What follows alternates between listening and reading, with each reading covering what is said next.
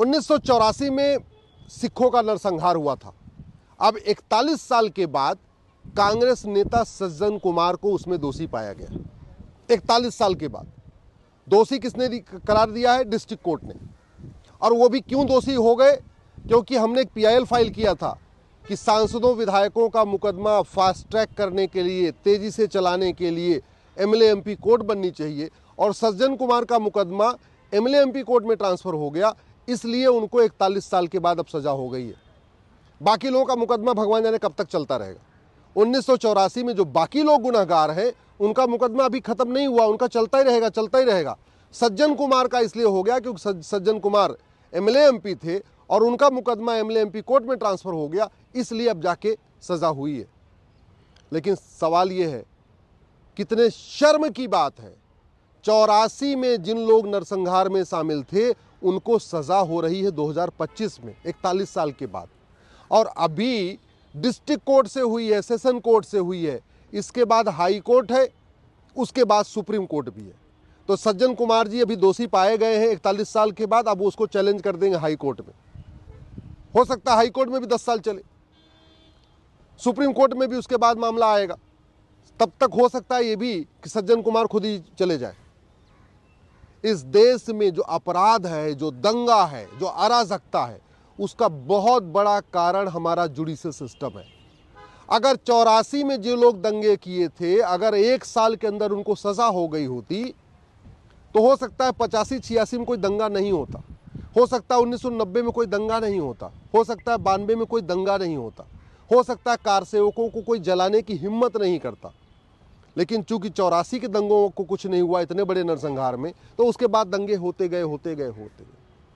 मैं पूरी जिम्मेदारी के साथ कहता हूं, 1 साल के अंदर सारे मुकदमों का फैसला हो सकता है। 1 साल के अंदर 3 महीने के अंदर पुलिस जांच कंप्लीट कर सकती है, पूरी जांच 3 महीने के अंदर पुलिस कर सकती है।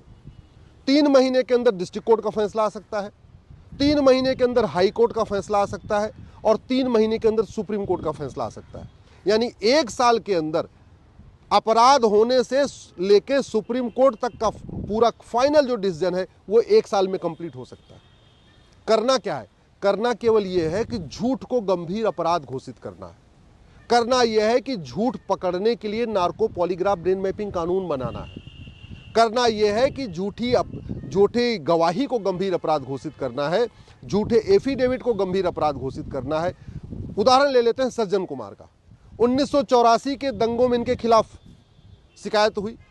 अगर इनका narco polygraph brain mapping test हो गया होता तो सज्जन कुमार खुद ही बता देते कि किसके कहने पे वो दंगा करवा रहे थे और कौन कौन शामिल था, उनको पकड़ लेते, नार्को पॉलीग्राफ ब्रेन मैपिंग की रिपोर्ट कोर्ट को दे देते, कोर्ट फैसला दे देता। और नार्को पॉलीग्राफ ब्रेन मैपिंग की रिपोर्ट न डिस्ट्रिक्ट कोर्ट उसको मना कर सकती है, ना हाई कोर्ट कर सकती है, ना सुप्रीम कोर्ट मना कर सकती है, क्योंकि व्यक्ति खुद ही बोल रहा है। लेकिन नहीं, बातें खूब बड़ी बड़ी होंगी लेकिन कभी झूठ को गंभीर अपराध घोषित करने पे चर्चा नहीं होगी। झूठ पकड़ने के लिए नार्को पॉलीग्राफ ब्रेन मैपिंग कानून बनाने पे चर्चा नहीं होगी। सिखों के नरसंहार पे खूब पॉलिटिक्स हुई है, खूब पॉलिटिकल पार्टियों ने बात किया है, खूब मानवाधिकार की दुहाई दी गई। लेकिन दुर्भाग्य तो यह है कि जो सिखों के हित की दुहाई देते हैं उन पॉलिटिकल पार्टियों ने भी नहीं कहा कि हाँ नार्को पॉलीग्राफ ब्रेन मैपिंग कानून बनना चाहिए, और जो लोग शामिल थे सिखों के नरसंहार में उनका narco polygraph brain mapping test होना चाहिए। अगर हुआ होता तो जो 41 साल के बाद सजा हो रही है वो 1 साल के अंदर सजा हो चुकी होती है सज्जन कुमार को। और सज्जन कुमार को ही नहीं, सज्जन कुमार और भी पता नहीं कितने लोगों का नाम बताते। अभी तो केवल सज्जन कुमार को सजा हो रही है, हो सकता है सज्जन कुमार 10 आदमी का और भी नाम बता देते।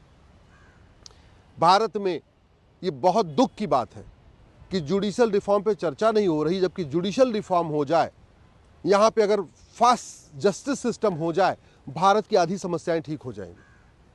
और इस सड़े हुए जुडिशियल सिस्टम से जो जस्टिस इतना देरी से हो रहा है, और हो कई बार तो होता भी नहीं है, उसके कारण ब्राह्मण भी परेशान है, क्षत्रिय भी परेशान है, वैश्य भी परेशान है, दलित भी परेशान है। इस ढीली न्यायिक व्यवस्था के कारण हिंदू भी परेशान है, मुसलमान भी परेशान है, पारसी भी परेशान है, ईसाई भी परेशान है। इस ढीली न्यायिक व्यवस्था के कारण व्यापारी भी परेशान है, सर्विस क्लास के लोग भी परेशान हैं, बड़े बड़े संभ्रांत लोग भी परेशान हैं, और किसान और मजदूर भी परेशान हैं। गांव में जानबूझ के वो लेखपाल खतौनी में या कागज में एक शब्द गलत कर देता है, नाम रहेगा राम नारायण, कर देगा राजनारायण, और 3 साल दौड़ाता है और राम नारायण को राजनारायण करने के लिए, और पैसा भी लेता है। ये हो रहा है क्यों? क्योंकि हमने कोई एडमिनिस्ट्रेटिव चार्टर लागू नहीं किया, हमने पुलिस चार्टर लागू नहीं किया कि पुलिस कितनी देर में एफआईआर दर्ज करेगी और कितने महीने में जांच कंप्लीट करेगी। पुलिस की अकाउंटेबिलिटी हमने तय नहीं किया, हमने झूठी शिकायत को गंभीर अपराध घोषित नहीं किया। नतीजा हो रहा है झूठी शिकायत से लाखों लोग परेशान हैं।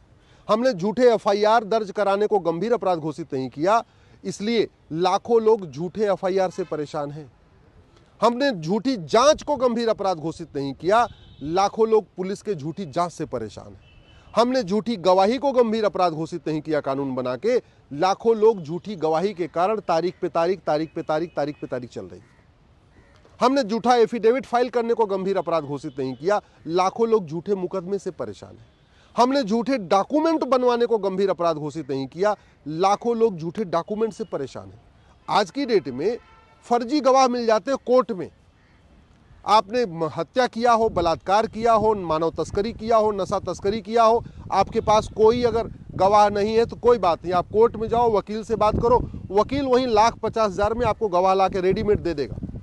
जिसको आप कभी नहीं जानते, उसने आपको कभी नहीं देखा, वो भी एफिडेविट फाइल करके कहेगा कि हम इनको जानते हैं, इनका चरित्र अच्छा है और ये उस समय यहाँ नहीं वहाँ थे। ये झूठी गवाही देता है। क्यों? क्योंकि हमने झूठ पकड़ने के लिए हमने नार्को पॉलीग्राफ ब्रेन मैपिंग कानून बनाया नहीं।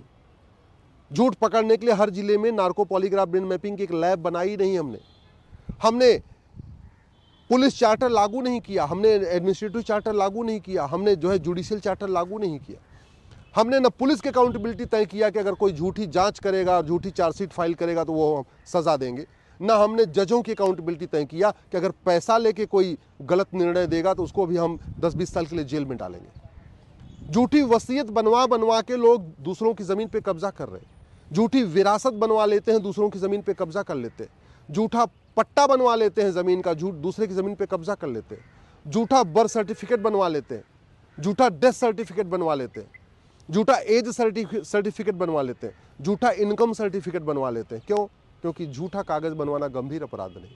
झूठा आधार बनवा लेते हैं, झूठा राशन कार्ड बनवा लेते हैं, झूठा ड्राइविंग लाइसेंस बनवा लेते हैं, सब कुछ बनवा लेते हैं। क्यों? क्योंकि फर्जी डॉक्यूमेंट बनाना और फर्जी डॉक्यूमेंट बनवाना ये गंभीर अपराध नहीं है। ये मुकदमों का फैसला 1 साल में हो सकता है और भारत में पहले थी ये व्यवस्था। चाहे आप छत्रपति शिवाजी महाराज का न्याय जुडिशियल सिस्टम देख लीजिए, या रानी अहिल्याबाई होलकर जुडिशियल सिस्टम देख लीजिए, या उसके और पहले जाके देख लीजिए, चाणक्य के समय का जुडिशियल सिस्टम देख लीजिए। भारत में तो जस्टिस विद इन आवर होता था, 1 घंटे के अंदर मुकदमों का फैसला होता था। अगर मुकदमा थोड़ा ज़्यादा टफ है तो जस्टिस विद इन डे होता था, 1 दिन के अंदर फैसला हो जाता था। कुछ ऐसे मुकदमे होते थे थोड़ा ज़्यादा कॉम्प्लिकेटेड होते थे तो जस्टिस विद इन वीक हो जाता था, 1 सप्ताह के अंदर हो जाता था। और बहुत एक्सेप्शनल केस होता था जिसमें जस्टिस विद इन मंथ होता था, 1 महीने लगता था, लेकिन 1 महीने से ज़्यादा किसी भी मुकदमे का कोई मुकदमा नहीं चलता था। और आज एक साल से कम कोई मुकदमा नहीं चल रहा है।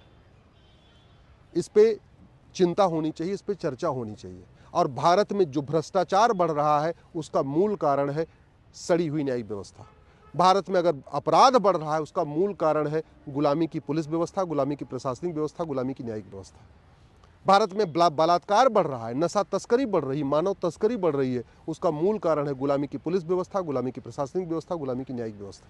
लोगों के बैंक अकाउंट हैक किए जा रहे हैं, साइबर फ्रॉड चल रहा है, उसका मूल कारण है गुलामी की पुलिस व्यवस्था, गुलामी की प्रशासनिक व्यवस्था, गुलामी की न्यायिक व्यवस्था। लेकिन दुख इस बात का है, चाहे वो गांधीवादी हो, चाहे वो लोहियावादी हो, चाहे वो समाजवादी हो, चाहे वो संविधानवादी हो, चाहे वो अम्बेडकरवादी हो, कभी जुडिशियल रिफॉर्म की बात नहीं कर रहे हैं, पुलिस रिफॉर्म की बात नहीं कर रहे हैं, एडमिनिस्ट्रेटिव रिफॉर्म की बात नहीं कर रहे हैं, इलेक्शन रिफॉर्म की बात नहीं कर रहे हैं। केवल शिक्षा में संस्कार हो और कानून का खौफ हो, भारत की आधी समस्याएं ठीक हो जाएंगी। दुर्भाग्यवश न एजुकेशन रिफॉर्म पे चर्चा हो रही है, न जुडिशियल रिफॉर्म पे चर्चा हो रही है।